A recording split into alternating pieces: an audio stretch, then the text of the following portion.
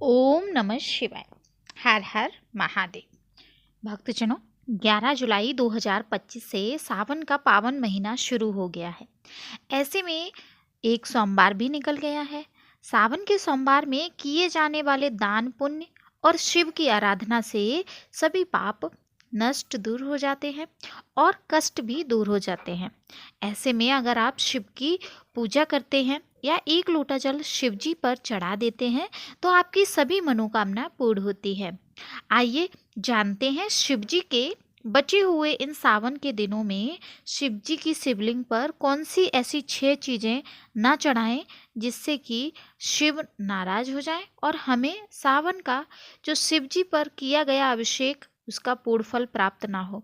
ऐसे में आप कुछ सावधानियां बरतिए और शिवलिंग पर किया गया अभिषेक आपका एक दाना चावल का चढ़ाया हुआ उसका भी पूर्ण फल आपको प्राप्त हो। तो कुछ नियमों का पालन करना है, चलिए जल्दी से जान लेते हैं।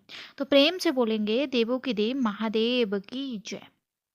भक्तजनों, कहा जाता है कि श्रावण मास भोलेनाथ का प्रिय महीना है। इस पूरे महीने में शिव भक्त शंकर भगवान की पूजा पूरी श्रद्धा भाव से करते हैं। प्रत्येक सोमवार को व्रत रखते हैं। मान्यता है कि सावन सोमवार के दिन व्रत रखकर पूजा पाठ करने से मनोकामनाएं पूरी होती हैं, घर में सुख समृद्धि आती है। लेकिन शिव जी की पूजा करते समय कुछ बातों का और नियमों का पालन करना जरूरी होता है, वरना अपशगुन हो सकता है।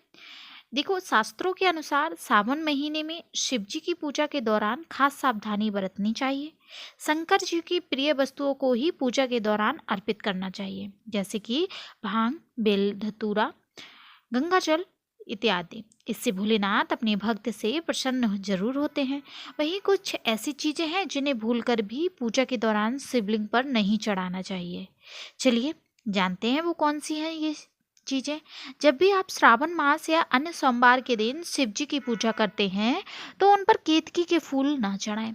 मान्यता है कि शिव जी के केतकी के फूल भोलेनाथ को बिल्कुल भी नहीं चढ़ाने चाहिए, क्योंकि केतकी को झूठ बोलने के लिए श्राप दिया गया। उसके बाद ही केतकी का फूल भोलेनाथ पर अर्पित नहीं किया जाता है। क्योंकि शिवजी बैरागी है, इसलिए उनकी तस्वीर या शिवलिंग पर आप कभी भूलकर पूजा करते समय कुमकुम का टीका ना लगाएं। सिंदूर लगाना वर्जित है, इससे आपकी पूजा पूर्ण नहीं होगी। भोलेनाथ को हमेशा चंदन या अष्टगंध ही लगाया जाता है। हल्दी लगाने से बचें, क्योंकि इसे भी श्रृंगार की सामग्री कहा गया है।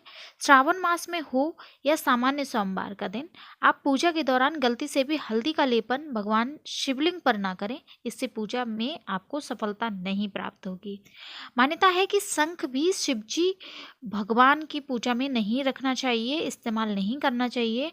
भोलेनाथ ने ही शंखचूड़ का वध किया था, इसलिए शंखचूड़ का जो रूप है वो शंख है, इसलिए पूजा करते समय शंख नहीं बजाया जाता। प्रसाद में अगर आप अनजाने में शिवजी को नारियल का भोग लगाते हैं तो ऐसा ना करें। भूलकर भी पूजा में नारियल का इस्तेमाल ना करें।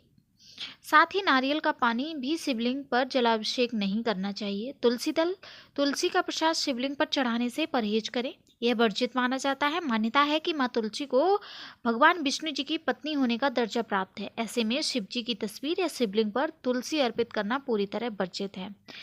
यदि आप इन सभी बातों का नियमों का पालन करते हैं और शिव जी की पूजा के दौरान भूल कर भी ये चीज़ें नहीं चढ़ाते हैं तो आपकी पूजा सफल होगी और शिव जी का आशीर्वाद सदा आपके परिवार पर और आप पर बना रहेगा। शिवलिंग पर भूल कर भी ये चीज़ें ना चढ़ाएं।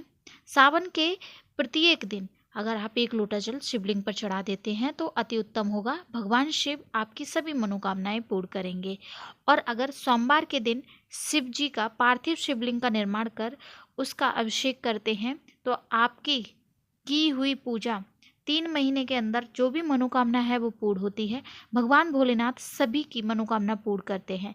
इसी के साथ कमेंट में हर हर महादेव लिखें। हर हर महादेव।